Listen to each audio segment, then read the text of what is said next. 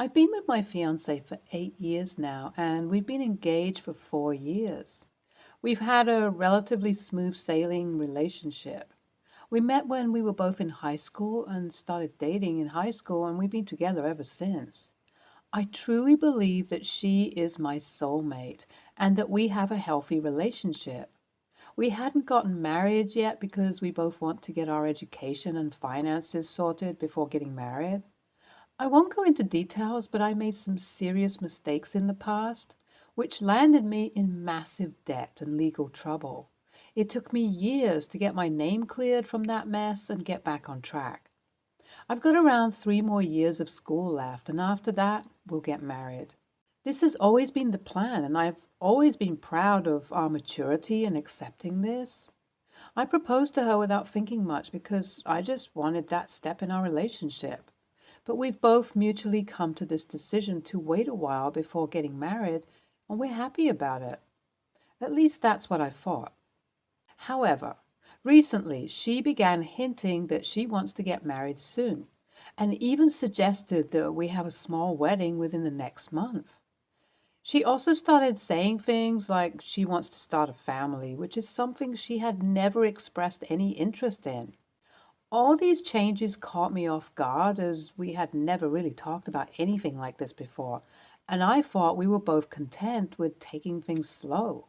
I admit that over the years I've second guessed our decision to wait and even tried to talk to her about it, but she would always brush it off and say that she just didn't feel ready. Something about the whole situation felt off to me, so I tried to stall her as much as I can and find out what was going on before making a decision. One day, while she was taking a shower, I couldn't resist the urge to go through her phone. I know it's wrong, but I just had a gut feeling that something wasn't right. After being together for so long, I pretty much know all her passwords and she knows mine. I had never felt the urge to snoop before, so I was incredibly nervous and felt guilty. So imagine my reaction when I found chats of her with my estranged parents. To provide some context, my relationship with my parents has been strained for years now. They were never really supportive of my choices, and we drifted apart over time. They wanted me to follow in my father's and older brother's footsteps and become a lawyer to join the family firm, but I obviously didn't do that. Also, the trouble I stirred up in my early 20s caused a lot of stress between us. I barely have any contact with them at this point. My fiance knows about all of this in detail, so it was quite surprising to see that she had been in contact with them. As I scrolled through the messages, I stumbled upon the real reason why she wanted to get married so suddenly. It turned out that my parents were planning to leave us a significant inheritance, but only on one condition, that we get married and have children before they retire and move to my home country in 2 years. I was taken aback by this revelation. Not only was my fiance in contact with my estranged parents, but it seemed like they were all conspiring to force me into marriage and parenthood. I found out about this yesterday, and I've been at a loss as to what to do about this whole thing. I do love my fiance and want a life with her, but this feels like an insane betrayal and a violation of my trust. And I'm not sure if I can forgive her. She has no idea that I know and continues to be extra nice to me like she has been for the past month. I'm struggling with a mix of emotions. I feel angry, hurt, and betrayed. How could she have kept something like this from me for so long? This is the person that I want to spend the rest of my life with, and why did my parents feel like they had the right to meddle in my life like this? I can't believe that I was even considering saying yes to marrying her now. The worst part is that I know all of this has been an act to get money. I've always been determined not to take a single cent of my dad's money, and she knows it. I feel like I'm living in a nightmare and would appreciate any advice. Thanks for reading. Update 1. Huge thanks to everyone who reached out to support me. I was not expecting so many people to read my posts and understand what I'm going through. I do appreciate you, but I'd request everyone to be a little kind and not be so hateful towards my fiance.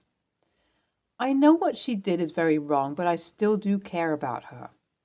Now, to answer some questions, I didn't have time to read all the chats, of course, but from what I can tell, my parents are the ones who reached out to my fiance and not the other way around. I don't know how they came to know about her student loans, but I guess being an influential lawyer has some perks. And they just pulled some strings. It still hurts me that my fiance didn't feel secure enough to just tell me when my parents reached out. I'm funding my education, so it's not like I could have done much financially to help her, but I'm sure we could have worked out something as a team. So that's that. As far as I can tell, she's still in contact with them because she does keep bringing up the topic of marriage, and every time she does that, I lose a little more respect for her. Sadly, 8 years of a relationship and almost a decade of friendship have come to this. I plan on confronting her ASAP. I'm just trying to process my emotions so I don't end up being too angry and keep as calm as I can during that conversation. I haven't made up my mind about what to do about our relationship, but the way things are, it doesn't seem very promising. Update 2. I confronted my fiance about it and she broke down in tears. She told me that she didn't know what to do and that she felt like she was backed into a corner. She had been struggling financially for a while, and the prospect of a large inheritance was too tempting to pass up. She tried to justify her actions by saying that she loved me and that she saw us having a future together, but I couldn't help but feel like I was being used. I felt like my feelings and desires didn't matter and that I was just a means to an end. We talked about it for hours and eventually concluded that we needed to take a step back and reevaluate our relationship. I needed time to process everything and figure out what I wanted. And she needed time to come to terms with the fact that her actions were wrong. I'm currently staying with a friend while she's back in our apartment. She texts me once every day saying she loves me and that we can work through this, but honestly, the more time I spend away from her thinking about what happened, the less sure I am of this relationship. I still haven't made up my mind though. Everything is just really confusing. Update 3. Letting everybody know that I've officially broken up with my fiance. This almost feels like a bad dream. I'm sure those of you who have been in long-term relationships can understand what I mean. I've gotten most of my things from our old apartment and have shifted into a tiny studio apartment for the time being.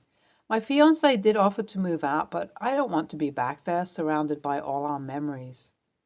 As for my fiance, she has been going through a pretty rough time, to be honest. She has begged for my forgiveness over and over again and has promised to never contact my parents ever again. They still don't know that I know of their crazy plan. I feel bad for her and I feel bad for myself too, but in my heart, I know I'll never be able to trust her again. So yeah, that's that. I'm starting a whole new era in my life. It's scary, but I guess things can only go up from now. Update 4. I decided to confront my parents. I knew that I needed to talk to my parents about what had happened, so I reached out to them and asked to meet up. Also, my ex told me that she had been completely ignoring them since I confronted her, so they didn't know that I found out about their deal. So I thought I'll put an end to all their crazy hopes myself. The conversation was tense, to say the least. They were defensive and tried to justify their actions by saying that they only wanted what was best for me, but I couldn't help but feel like they were still trying to control my life. It felt like they were still trying to dictate what I should do and who I should be with, even though we hadn't had a meaningful conversation in years. I left feeling angrier than ever. I'm so done with these people and their lies and manipulation. I've decided to take some time off just for myself and maybe travel to clear my head. Thanks for all your support. It has been nice to feel like not everyone in the world is plotting something against me. My heart goes out to you, OP. Money problems do make people become the ugliest version of themselves. But honestly, I think you can give your relationship another chance because it's not like your fiancé doesn't love you. She just made a bad decision because she was desperate. At the same time, I can understand how you must be feeling now. I hope you find peace and wish you nothing but happiness ahead.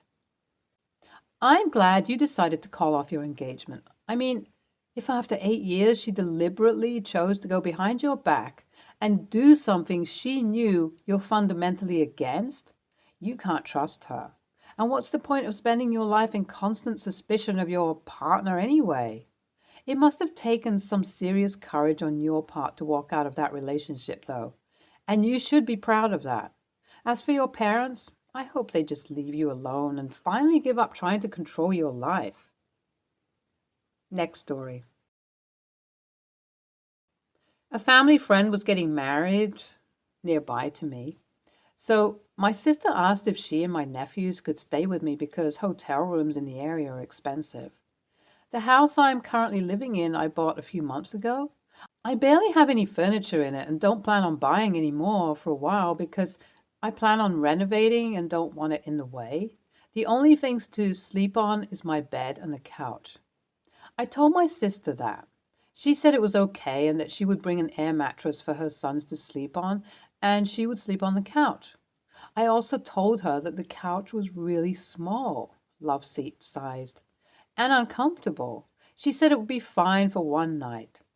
I also told her to bring their own bedding because I really don't have much aside from what I use. The night of the wedding, my sister's sons are tired, so they leave the reception early around 9 p.m. I wanted to stay longer, so I told her I would get a ride home from someone else and gave her the keys to my house. When I get home around midnight, my sister is watching TV in the living room. Her sons aren't there. She explains to me that her air mattress wouldn't inflate. So she put her sons in my bed and said, since my bed is big enough, she could share with them and I could sleep on the couch. I said that wasn't happening. The couch is way too uncomfortable to sleep on and way too short for me. I would be hanging off the end. I already have enough trouble sleeping and I had stuff I needed to do the next day. I tried to get the air mattress to work, but it wouldn't turn on. So I got my spare blanket and set it up on the floor along with a sleeping bag. My sister reluctantly got the boys up and off my bed. Once they were all in their spots, I went to bed and quickly fell asleep. The next morning, my sister was in a really bad mood. They all didn't sleep the whole night because the blankets I set up on the floor weren't thick enough and it was uncomfortable. My sister tried sleeping on the floor, but her sons fought about sleeping on the couch because there wasn't enough room for the both of them. My sister said I could have at least checked up on them or let the boys sleep in my bed with me, but to me, that's really weird and I would not have been comfortable with that. Plus, I'm used to sleeping alone. NTA, you compromised and let her stay. You warned her that the couch was too small for a grown human and to bring extra bedding. She didn't heed your warning. Then she just decides that you get the couch while she takes your bed with her children, since it's big enough. And so, doesn't matter if it's big enough, it is your bed and you'd already told her you were sleeping in it. Her entitlement is unreal, and you are not TA for not catering to that entitlement. Next story. AITA for refusing to pay for my meal? A few weeks ago, my girlfriend and I were traveling in Thailand. We went to a small family-run restaurant and ordered our food. Me, a Thai green curry. Girlfriend, coconut milk curry, and both came with rice. As soon as we arrived, the girlfriend suggested we leave. As we were ignored when we entered the restaurant, the waiter didn't reply upon our attempt at saying hello in Thai. Sawatika. And after waiting a while and asking the waitress if we could order, we were again ignored with no reply. I suggested we stay and managed to get the waiter's attention and order. Our rice was brought out first, and the girlfriend noticed tiny ants, both dead and alive, scattered through the rice. We told the waiter, who looked at the ants and agreed to bring us fresh bowls. The waiter brought 2 new dishes of rice, but again, they were both scattered with ants. Both main dishes arrived at this point, so girlfriend looked through her curry. She said she couldn't see any ants and was about to start eating. I looked through my dish, saw something black, and thought it may be an ant. I'm not 100% sure it was, but had lost faith at this point. Given we had ordered twice the rice and both were riddled with ants, I said I wasn't happy eating any of the food, told the waitress, and stood up to leave. A German lady and her son were sitting on the table next to us, and when I stood up to leave, the lady said, "You still have to pay for that." I replied, "There's ants in that. Why would I pay for it?" The German lady said, "Yes, but you still have to pay for that." I replied, "I ordered green curry with chicken. No ants, but you're welcome to it if you want it." The German lady said, "They have used their ingredients."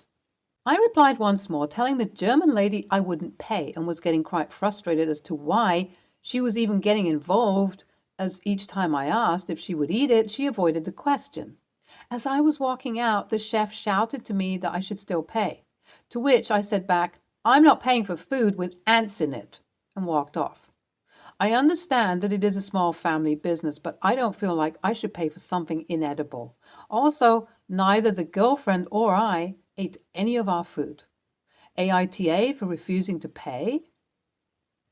What? Why didn't you get the hint the first time you were served ants, and why didn't you listen to your girlfriend when she asked to leave? NTA overall, but you earned a couple of a-hole points yourself. Your stubbornness inconvenienced not just you, but your girlfriend as well. NTA. You were served bugs multiple times. You do not and should not have to pay for that. They're lucky you didn't walk up to every other customer and show them your food. They need an episode with Gordon on kitchen nightmares. Next story. I, female 23, have two sisters, Megan, female 27, and Kelly, female 30. Since I was 15 and got my first job, I've been saving money to one day buy a house. I have quite a good sum saved up now that I have my degree and a decent job. During 2020, Megan got into a very bad position financially. She was having car problems, and her husband was unexpectedly laid off from his job, and they had kids to look after. I loaned Megan and her husband around 2,000 euros to help them get back on their feet. They paid it back a few months later. I didn't expect any interest or anything. I just wanted to help them out. I asked Megan to keep it a secret as I didn't want other family members asking me for money, and she understood. Megan blabbed to Kelly. Kelly approached me and asked if I could loan her money. She's asking for 8,000 euros to help her get a down payment on a bigger house with her husband, as they haven't saved enough. She said they can't get a loan from the bank as their application to the mortgage will be rejected. I was reluctant about loaning Kelly this much for obvious reasons. She didn't like my reluctance and kept reminding me that I loaned money to Megan in the past. I thought about it and later told Kelly I'll loan her the money if she signs a contract to say when she'll pay me back plus interest. Kelly pointed out that I didn't charge Megan interest. I told her that was a different situation. She and her husband already own a house. They just want to buy a bigger one than sell the old one.